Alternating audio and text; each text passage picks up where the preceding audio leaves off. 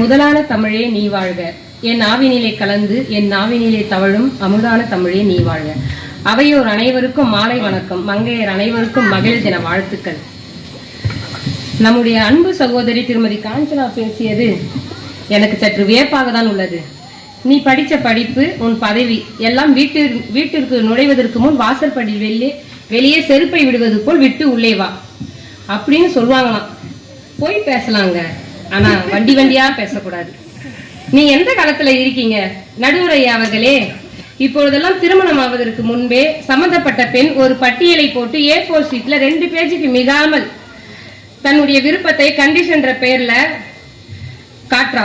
விருப்பம் இருந்தா திருமணம் செய்து கொள்ளலாம், இல்லை என்றால் நீ உன் வழியில் செல், நான் என் வழியில் செல்கின்றேன் அப்படின்னு சொல்லும் அளவிற்கு இந்த சமுதாயமும் குடும்பமும் அவளுக்கு சுதந்திரம் அளித்துள்ளது.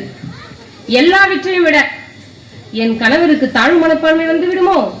அம்மா, உன்னை நான் ரொம்ப மிஸ் பண்றேன். பிள்ளை சொல்வார்களோ, என்ன சாதிச்சு என்ன பயன், குடும்பத்தை கவனிக்காம இவர் ஊர் சுத்துறாளே, ஏன்னா அக்கம் பக்கத்தினர் ஏசுவார்களோ அப்படின்னு ஒரு குற்ற உணர்ச்சி வந்தாலே ஏன் வருது? இப்படி நீங்க கனவு உலகில் வாழ்ந்தால் 33% அல்ல 100% இடஒதுக்கீடு தந்தால் கூட பெண் சுதந்திரம் என்பது உங்களுக்கு காணல் நீரே. ஒவ்வொரு பெண்களும் தன்னைத்தானே செதுக்கிக் கொள்ள வேண்டும். நாங்கள் எங்கள் லட்சியத்தை நோக்கி ஓடுகிறோம். அதில் பல தடைகள் வர நேரிடலாம். ஆனால் எண்ணத்தில் தெளிவு, செயலில் துணிவு இருந்தால் போதும், வெற்றியின் இலக்கை அடையலாம். நான் இப்படி சொல்கிறேன், இந்த சமுதாயம் எனக்கு கொடுத்த சுதந்திரம் தான் என்னை ஓட சொல்கிறது. எனக்கான ஒரு வட்டத்தை நான் வரைந்து கொள்கிறேன். என் இலக்கை நான் அடையும் வரை விமர்சனங்கள் அனைத்தையும் வட்டத்திற்கு வெளியேதான். அதை நான் ஒருபோதும் என் லட்சியம் என்னும் வட்டத்திற்குள் அனுமதிப்பதில்லை. நீங்கள் ஒரு வட்டத்தை வரைந்து கொள்கிறீர்கள், ஆனால் விமர்சனங்களை உள்ளே அனுமதிக்கிறீர்கள். ஆகையால் இந்த சமுதாயத்தில் பெண் சுதந்திரம் அடையவில்லை என்று கூறுகிறீர்கள். முன்பு ஒரு காலத்தில் பெண்களின் திறமைகளை பற்றி சபையில் பேசுவது கூட அனுமதிக்காமல் இருந்தார்கள் என்பது உண்மையே.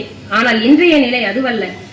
எல்லா துறைகளிலும் பெண்கள் சாதிக்கிறார்கள் என்றால் இந்த சமுதாயத்தில் சுதந்திரம் கிடைத்துள்ளது என்றுதானே அர்த்தம். பாலியல் வன்கொடுமை பற்றி பேசினார்கள்.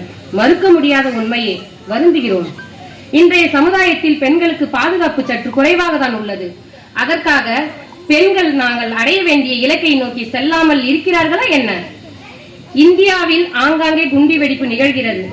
இந்தியாவில் வாழும் பிரஜைகளுக்கு பாதுகாப்பு இல்லை. ஆதலால் இந்தியா சுதந்திரம் அடையவில்லை என கூற முடியுமா? போராடும் பெண்கள் வெற்றி அடைகிறார்கள். வெற்றி பெற்ற பெண்ணே முழு சுதந்திரத்தை உணர்கிறாள். போராட வேண்டும். ஒரு குழந்தை கூட 3 மாதம் வரை விட்டத்தை பார்க்கிறது. 4வது மாதம் முதல் குப்பரப்படுத்து தவழ்கிறது, முட்டி போடுகிறது. எழுந்து நின்றால் மட்டுமே நம்மால் நடக்க முடியும் என்று உணர்கிறது. அக்குழந்தை யாருடைய உதவியும் நாடி காத்திருப்பதில்லை. நாம் தான் வீட்டிற்குள்ளேயே இருந்து பெண்களுக்கு பாதுகாப்பு இல்லை, பெண்கள் சுதந்திரமாக வெளியே செல்ல முடியவில்லை என்று காரணங்களை கூறிக்கொள்கிறோம். காரணம் சொல்பவர்களால் சாதிக்க முடியாது. முயற்சி செய்த பெண்களே சாதனை பட்டியலில் வருகிறார்கள். அவர்களையே வரலாறு பேசுகிறது. நாம் தான் சுதந்திரம் இல்லை என்று காரணம் சொல்வதால் திறமைகள் பல இருந்தும் முன்னேறாமல் முடங்கி விடுகின்றோம். எங்கள் குழு உருவான கதையை சுருக்கமாக சொல்கிறேன். எங்கள் அன்புமழை மக்கள் ஒரு விழாவிற்கு சென்று ஒன்று கூடி மகிழ்ந்தோம். அப்பொழுது ஒரு சகோதரி கூறினார்கள், நாம் அடிக்கடி சந்தித்துக் கொண்டால் எவ்வளவு மகிழ்ச்சியாக இருக்கும் என்று. அந்த விழாவின் முடிவு எங்கள் குழுவின் தொடக்கம்.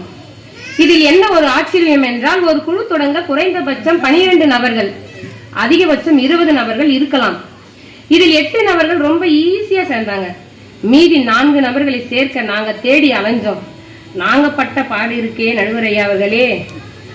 யாரை கேட்டாலும் குழுவா, வேணாம், எனக்கு ஒன்றும் புரியவில்லை நடுவர் அவர்களே. நான் சிறிதும் யோசிக்கவில்லை குழுவில் சேருவதற்கு.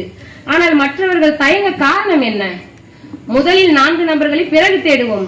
குழுவின் மீது உள்ள அந்த தவறான அபிப்பிராயத்தை கண்டறிய முற்பட்டேன். 3 மாத போராட்டத்திற்கு பிறகு 13 நபர்களுடன் எங்கள் குழுவை நாங்கள் தொடங்கினோம். மகளிர் குழு மீதுள்ள அந்த தவறான எண்ணத்தை அழிக்க முற்பட்டோம். அதன் பயன் இன்று. மேடை பேச்சிற்காக மட்டும் நான் இதை கூறவில்லை நடுவர் ஐயா அவர்களே. காத்திருப்பு பட்டியலில் 20 பேர் உள்ளனர் எங்கள் குழுவில் இணைவதற்கு. இந்த சமுதாயத்தில் எங்களுக்கு கிடைத்த பெண் சுதந்திரத்தின் வெற்றி அதுவே. நன்றி, வணக்கம்.